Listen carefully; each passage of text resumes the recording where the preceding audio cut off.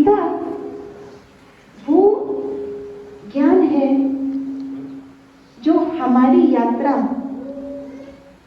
हम तक ही करवाता है। Gita is the journey of the self to the self through the self. आप स्वयं ही अपनी जर्नी, अपनी जीवन यात्रा स्वयं तक करें, अर्थात अपने जीवन के अस्तित्व को जाने समझें। एक और विशेष बात है गीता के अंदर कि गीता अगर देखा जाए तो सबसे बड़ा योग शास्त्र है। गीता के 18 अध्याय और 18 के 18 अध्यायों का नाम कोई ना कोई योग पर रखा गया है। विषाद योग, सांख्य योग, बुद्धि योग, कर्म योग, भक्ति योग, गुह्य राज योग आदि आदि 18 के 18 अध्याय। गीता एक योग शास्त्र है, लेकिन गीता के किसी भी अध्याय में हम गीता की बात तो कर रहे हैं, तो एक बार पूछना चाहूंगी, आप में से कितने हैं जिन्होंने गीता पढ़ी है और कितनों ने उसका अध्ययन किया है? ठीक है, तो है थोड़े हमारे बीच में हमारे साधु महात्मा जन भी बैठे हैं। बहुत धन्य है हम जो आपने हमारे कार्यक्रम में आना स्वीकारा और यहाँ पहुंचे। आपके आने से ये कार्यक्रम की शोभा और भी बढ़ गई है। तो गीता जिन्होंने पढ़ी है, अध्ययन किया है, आप देखेंगे गीता योग शास्त्र है। हर अध्याय में योग पर एम्फसाइज किया गया है। लेकिन किसी भी अध्याय के अंदर ये बताया गया कि इस आसन में बैठो, श्वास को इतनी देर तक रोक के रखो, कोई भी पोस्चर या पोज बताया गया। आज हम जिस चीज को योग मानते हैं, क्या वो वास्तविकता में योग है? योग का अर्थ है जुड़ना, युज कनेक्शन, वियोग बिछुड़ना, योग जुड़ना। अपने आप से जो हमें जोड़ दे वो है योग। परमात्मा से जो संकल्प हमें जोड़ दे वो है योग। जीवन के सत्य से जो हमें जोड़ दे वो है योग, और वही है गीता। इसीलिए गीता योग शास्त्र कही गई। लेकिन आज हमने ना गीता को समझा, ना योग को समझा, और सबसे बड़ी बात, ना गीता देने वाले को जाना। कोई भी बात कौन कह रहा है इस पे डिपेंड करता है कि वो बात कितनी मानी जाए। मिसाल के तौर पर आज गांधी जी ने हमें ट्रुथ का, नॉन वायलेंस का बताया, तो उनके जीवन में वो धारणा थी, तो उन्होंने वो बात कही तो औरों ने मानी। आज कोई और विश्व युद्ध रचने वाला आकर के नॉन वायलेंस की बात कहेगा तो कोई मानेगा? खुद झूठ बोलने वाला अगर सत्य की बात करेगा तो कोई मानेगा? तो किसकी बात मानी जा रही है ये उस पर डिपेंड करता है कि कौन बोल रहा है। हमने गीता ज्ञान देने वाले परमात्मा को पहचाना नहीं पूरी तरह से, जो खुद परमात्मा ने गीता में ही अपना वर्णन किया है। लेकिन परमात्मा जो निराकार है, जिनको उनके सत्य रूप में देखने के लिए अर्जुन को दिव्य दृष्टि लेनी पड़ी, अर्थात साकारी रूप जो दिख रहा था श्री कृष्ण का, वो सत्य रूप नहीं था, वो आधार मात्र था। लेकिन हमने आधार को ही मान लिया, तो जितनी बातें उस आधार के अंदर दिखाई दी उतनी ही बातें अपने जीवन में धारण की।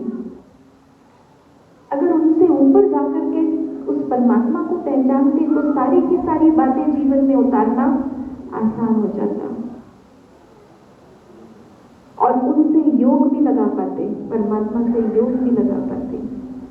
तो गीता हमें योग सिखाती है। एक एक करके इसके ऊपर आगे बढ़ेंगे, आगे समझेंगे। चौथी बहुत महत्वपूर्ण बात है गीता के बारे में कि गीता को माता कहा जाता है। परमात्मा पिता है अगर सभी आत्माओं के, तो आत्माओं का सृजन कैसे किया? ज्ञान के द्वारा ही सृजन होता है। क्यों कहा गया कि ब्रह्मा जी ने मुख खोला और ब्राह्मण निकले? कहा गया है ना, ब्रह्मा जी ने मुख खोला और ब्राह्मण निकले।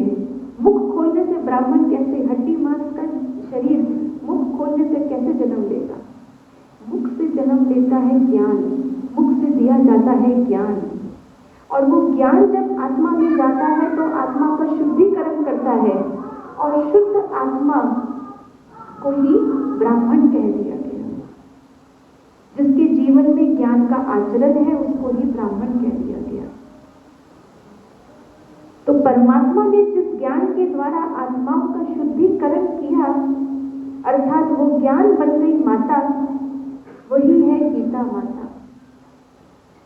इसलिए परमात्मा जब आते हैं और आकर के हमें ज्ञान देते हैं, तो परमात्मा के आने को यानी कि उनकी जयंती को ही हम गीता जयंती, और गीता जयंती को हम सब अपनी अपनी जयंती मान सकते हैं, नई दुनिया की, नई रचना की जयंती मान सकते हैं। अब ये बातें हमने जब गीता के बारे में जानी सुनी, तो गीता को अपने जीवन जीने का मार्ग हम कैसे बनाएं? अगर आप देखें तो गीता किस माहौल में सुनाई गई? किस माहौल में सुनाई गई? गीता का ज्ञान किन परिस्थितियों में दिया गया? युद्ध के मैदान में, दोनों सेनाओं के बीचों बीच। आज आपके घर में कितने ऐसे हैं जिनके घर में छोटे बच्चे हैं? आपके खुद के या नाती पोती, कितने हैं ऐसे? अच्छा, कितने हैं जिनके बच्चे अब बड़े हो गए पर एक समय पे छोटे थे? आपका बच्चा चौथी पांचवी क्लास में ही हो और उसके स्कूल के एग्जाम्स हो, आपके घर का वातावरण कैसा बन जाता है? बच्चे के एग्जाम के समय कैसा बन जाता है? शांत। टीवी का क्या होता है उस समय? हमारे तो बचपन में केबल ही हटा दी जाती थी। पहली बात तो होती बहुत कम थी, और अगर होती भी थी तो केबल ही हट जाती थी। और जब बच्चों के पढ़ने का समय, उस समय कोई टीवी ऑन नहीं करेगा। उस समय पे कोई घर में रिश्तेदार अगर आने के लिए कहते भी थे, या कहीं माता पिता को जाना होता भी था, तो क्या कहते थे? अभी नहीं, बच्चों के एग्जाम चल रहे हैं। अभी भी होता है ऐसा? होता है ना, बच्चों के एग्जाम चल रहे हैं तो ना पेरेंट्स कहीं जाएंगे घूमने पार्टी करने, ना घर में कोई आएगा। और बच्चों की पढ़ाई का जो कमरा होता है वो कैसा बना देते हैं? बिल्कुल एकांत में, शांति। बच्चों को पढ़ने के लिए वहाँ पे शांति चाहिए, इस प्रकार से। तो एक प्राइमरी स्कूल के बच्चे को जब पढ़ना है तो आपने इतनी शांति का ध्यान रखा, जबकि वो पढ़ाई तो बहुत छोटी सी साधारण पढ़ाई है। लेकिन यहाँ परमात्मा जीवन जीने का सबसे ऊंचा ज्ञान दे रहे हैं, लेकिन कितनी अशांति के माहौल में। परमात्मा त्रिलोकीनाथ, उनको पूरे संसार में कोई अच्छा स्टडी रूम नहीं मिला जहाँ पे अर्जुन को लेके जाए और ज्ञान दे। आप भी अपने भले कितना एक कमरे का ही घर क्यों ना हो, लेकिन उस एक कमरे के घर को ही स्टडी रूम बना दिया जाता है जब बच्चे पढ़ाई पढ़ते हैं। या बीच चौराहे पे लाके बच्चे को, जहाँ सब तरफ से गाड़ियां आ जा रही है, वहां उसकी टेबल लगाते हैं, हम पढ़ो नहीं ना। तो दोनों सेनाओं के बीच में युद्ध के वातावरण में शंखनाद हो चुका है। त्रिलोकीनाथ भगवान को क्या कोई और स्थान नहीं मिला? और ऐसा कैसा युद्ध था जिस युद्ध में पूरा विश्व ही परिवर्तन हो गया। जब भी दो देश युद्ध करते हैं तो केवल सेनाएं लड़ती हैं, उनसे कोई युग परिवर्तन